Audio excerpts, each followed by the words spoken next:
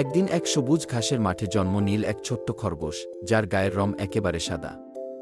সে ছিল দুষ্টু, খেলাধুলা করতে ভালোবাসত, আর তার নাম ছিল টুটি।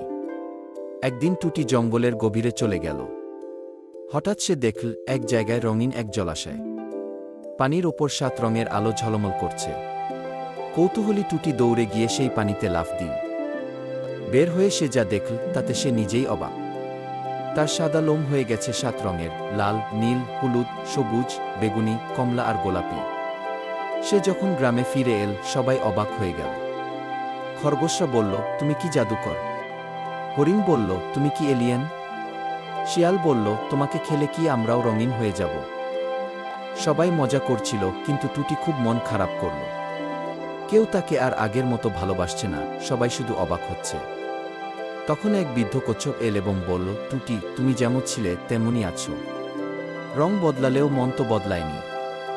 এ কথা শুনে সবাই বুঝতে পারল, আসল সৌন্দর্য রঙে নয়, বরং বন্ধুত্ব আর ভালোবাসায়। এরপর থেকে টুটি হয়ে গেল রঙিন খরগোশ, আর সবাই তাকে আগের মতোই ভালোবাসতে লাগল।